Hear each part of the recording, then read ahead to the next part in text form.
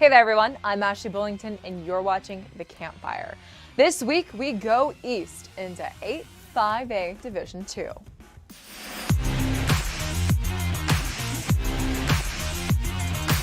These are the teams you'll be seeing in 8-5A Division 2. Corsicana, Crandall, Ennis, Forney, Greenville, North Forney, Royce City, and Sulphur Springs. Vote for the team that you think will take the district crown on our Twitter account. It's at IHSSDFW. Now we have a trivia question for you. District 8-5A Division 2 trivia question. Which high school did Pro Football Hall of Fame offensive lineman Forrest Griggs attend? A. Crandall, B. Greenville, C. Forney, or D. Sulphur Springs? Okay everyone, I want you to answer that trivia question. You can go to any of our social media platforms that The Campfire is on. We have Facebook, Twitter, Instagram, and YouTube. No cheating, just answer the trivia question. And we will post the correct answer to this trivia question on Saturday. Also, if you are a podcast person, The Campfire also comes in podcast form. You can listen to it as well as our entire catalog of Inside High School Sports podcasts at Apple Podcasts and Spotify. Now it's time for the film session, presented by your local North Texas Geico agents. There's some good experience coaching going on in District 8-5A Division 2. Sam Harrell of Ennis, Hal Wasson of Corsicana, and Randy Jackson of North Forney are some of the most respected coaching names in the state of Texas. And they have the talent this year too, especially at Ennis, who almost knocked off Aledo in the regional final before falling to the Bearcats in overtime. The Lions return dual threat quarterback Colin Drake and his number one target, Leyland Spencer, as Ennis is a strong favorite to win the district crown again. The Tigers of Corsicana only lost twice in district play last year and were pretty young. Now, with a year of experience under their belt, the Tigers are looking to roar. Offensively, they are led by junior quarterback Solomon James, and they will go as far as James leads them. Royce City is also blessed with solid skill position players. The Bulldogs will be replacing their quarterback from a 9-3 team, but still have junior running back Amon Petty Dozier and one of the best receivers in the state, and Katron Jackson. North Forney and Greenville will also be players for playoff spots. It was a little bit of a surprise that Greenville made the postseason last year, but they hope to build off of it this year. North Forney finished 7-3 last year, but was not a playoff team. They hope to get back in this year.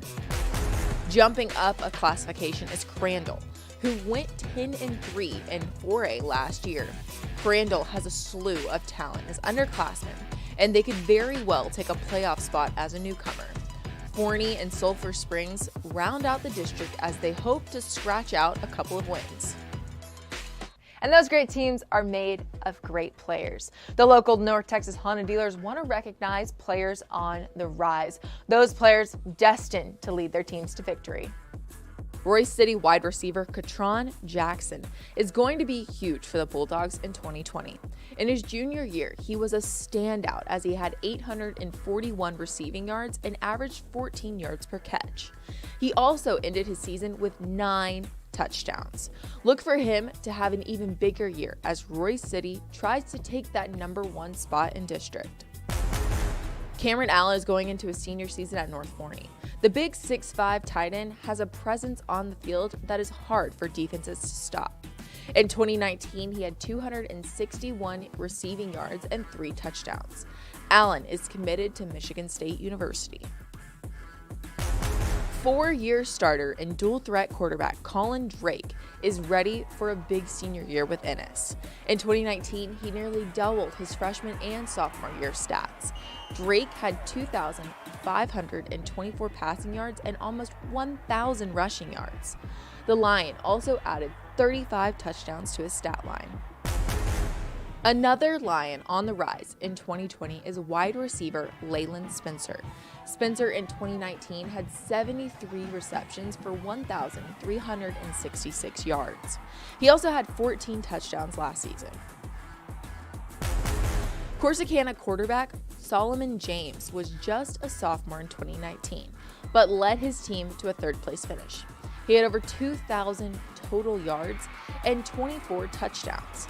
See him come out ready to play in the 2020 season and put his stamp on District 8 5A Division II. And those players are great on the gridiron, but do you know somebody from the high school sports scene doing great in your community? A player, coach, or team going that extra mile. Nominate them for the North Texas Honda Helpful Heroes. To nominate, go to ihsshelpfulheroes.com and follow our social media accounts all summer long to see if your nomination is highlighted. Now it's time for our Media Day segment. Hey there, everyone. I have the head coach of North Forney, Randy Jackson, on with me. Coach, how are things going? It's good. You know, we're week 2. It's getting to see our players, and so life's a lot better than it has been. So yeah, thanks Ashley for having me on. And Coach, you went 7-3 in 2019 and finished strong with 4 huge wins.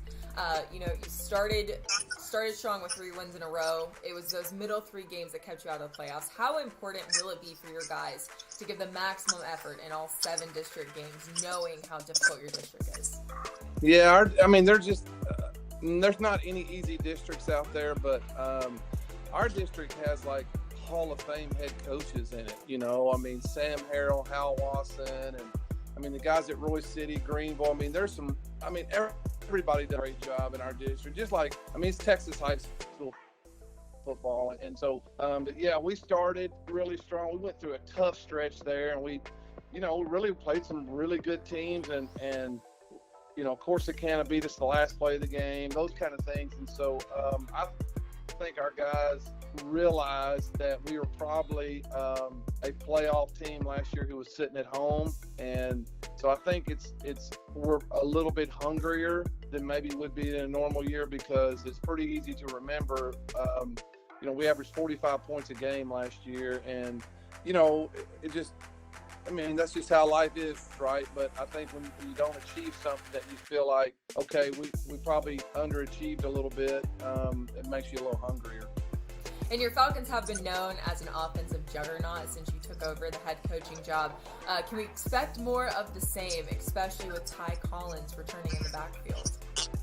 Yeah, I hope so. I mean, we've got 8 starters back on offense. Our offensive line is going to average probably 310, something like that. I mean, so we got big kids up front. We've got, like you mentioned, Ty Collins, who's got a couple of Division I offers. Our quarterback is a returning starter, and we've got a tight end with Michigan State offer, and so we've got returning players who have proven it last year.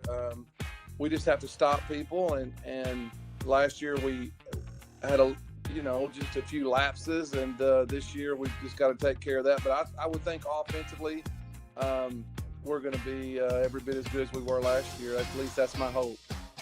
And your District 8 5A Division II is going to be a good one. You mentioned how great the coaching is, but can you talk a little bit more about the competition that you'll be seeing in the 2020 season when it comes down to your district and those teams that you'll be seeing in there? Well, every year is so different, and you fill out the predictions for Dave Campbell's magazine, and you're like, well, I really don't know how many starters these guys have back and all this. So you just kind of do the best you can.